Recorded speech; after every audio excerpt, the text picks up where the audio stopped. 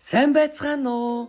Миний мөнх цэцгийн Day in My Life-ийн part 6 эхэлж байна. Би 1 жил влогоо ерөөсөө хийгээгүй юм байна лээ. Тэр хугацаанд юу хийсэн бэ гэхээр Солонгост очиж ажиллаад орбитосоо нүгээд байртаа болоод ирсэн. Тэгээд би гэрээ тогтчуулаад бас ийм гоё хөргөгч авсан.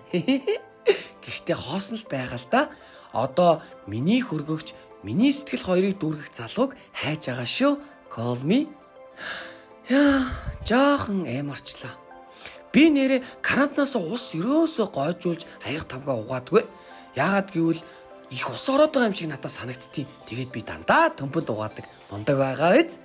Бас дээрэс нь надад угаалгын машин байгаа л да. Гэхдээ би гараараа угаах нь илүү гэж боддог. Намайг энэ угаалгын машин нэг л хуураад байгаа юм шиг санагддаг. Тэгээд би гэртээ хаз чаргалтай байжсэн чинь нэг өдөр би балконтой гэдгээ олж мэдсэн. Тэгээд би баярлаа тэр балконоо харсан чинь эвдэрж химхэрсэн, эн тэндээ хагарсан, бас их тоос шорон дарагдаад үнэхээр их муухай байсан. Би бүр гомдоод.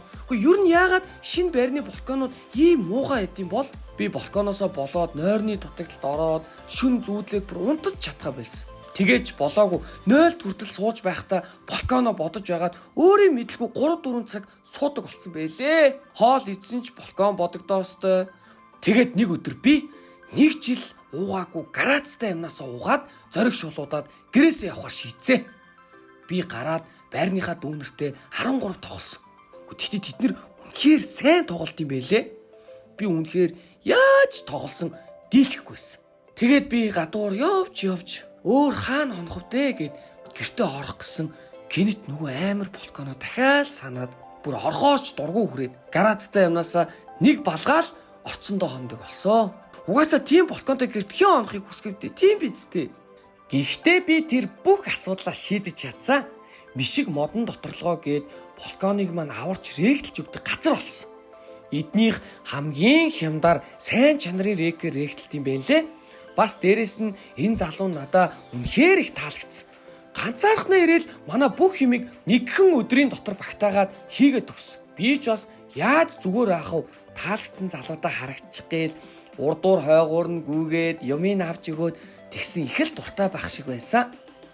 Их ажлыг ганцаараа хийж байгаа хүнийг би дайлж зайлгүй яах вэ? Бага бүгдээ л өгсөн. Их хөөрхөн баярлаа л байсан. Сүүлдээ жоохон ажилтан саад болцсон уу юу? Ажил хийлгээч гэд хэлж илээ.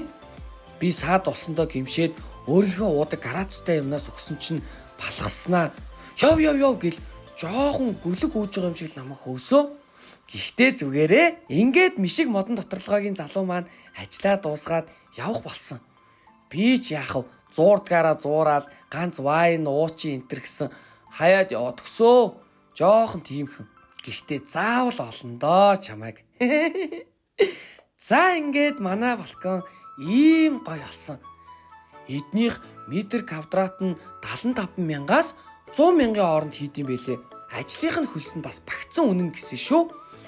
Тэгээд яртай, яргуу, лакн, модон, зузаан, нимгэн гээд бүх төрлийн рекер хийдэм байлээ. Бас дээрэс нь бонусанд нь гэрэл болон залгуур хийж өгсөн. Тэр нь надад их таалагдсан. Одоо би балкон дээрээ л их цагийг өнгөрөөдөг болсон. Сэтгэл ханамж бүр 100%, бишээ 200% гоё санагдсан. Тэгээд та хэд маань балконоо ийм гоё болгохыг хүсвэл энэ доор гарсан дугаар руу залгаарай. Хэрэгтэй мэдээлэлээ авч эднийхээр хийлгүүлээрэй. За ингээд миний мөнх цэцгийн Day in My Life-ийн part 6 өндөрлөж байна. Дараа дахин уулзтлаа. Түр баяртай.